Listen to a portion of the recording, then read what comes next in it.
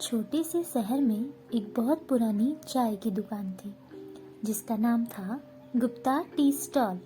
यह दुकान देखने में साधारण लगती थी, लेकिन इसके मालिक बाबा गुप्ता बहुत रहस्यमयी थे। उनके बारे में कहा जाता है कि उनकी चाय में कोई जादू है।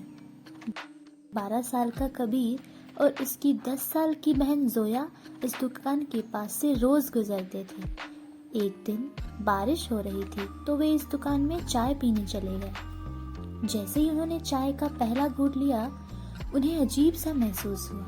उनकी आंखें बंद होने लगी और जब उन्होंने फिर से आंखें खोली, वे किसी और समय में पहुंच चुके थे। वे एक पुराने शहर में थे जहां लोग पुराने जमाने के कपड़े पहने हुए थे और सड़कों पर बैलगाड़ियां चल रही थी।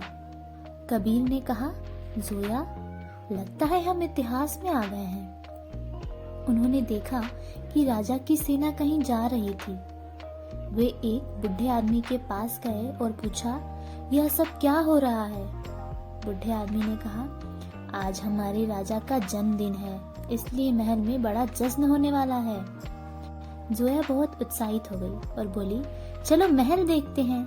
लेकिन जैसे ही वे महल के पास पहुंचे, उन्होंने कुछ सैनिकों को फुसफुसाते सुना, आज रात राजा को कैद करने की योजना है। कबीर और जोया को समझ आ गया कि कोई गड़बड़ है। उन्होंने तय किया कि वे राजा को इस साजिश के बारे में बताएंगे। लेकिन समस्या यह थी कि महल में जाना आसान नहीं था। जोया को एक तरकीब सूझी।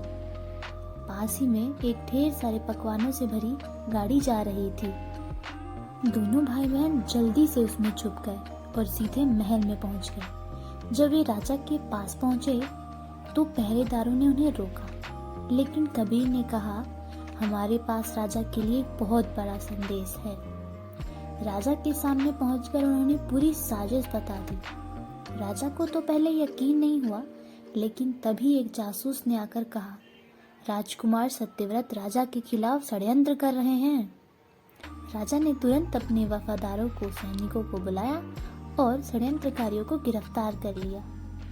राजा बहुत खुश हुआ और बोला, तुम दोनों बहुत बहादुर हो, मैं तुम्हें इनाम देना चाहता हूँ। लेकिन तभी जोया को चाय की दुकान और बाबा गुप्ता की याद आई। उसने कहा, कबीर, हमें वापस जाना होगा, कहीं हम यहाँ हमेशा के लिए न फंस जाएं। उन्होंने अपनी जेब में देखा तो वहाँ वही चाय का कप रखा था।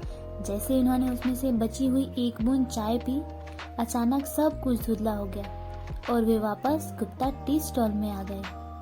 बाबा गुप्ता मुस्कुराए और बोले, तो कैसा रहा तुम्हारा सफर? कबीर और जोया आश्चर्य से उनकी ओर देखने लगे। बाबा, क्या आपकी चाय में टाइम मशीन है? कबीर ने पूछा।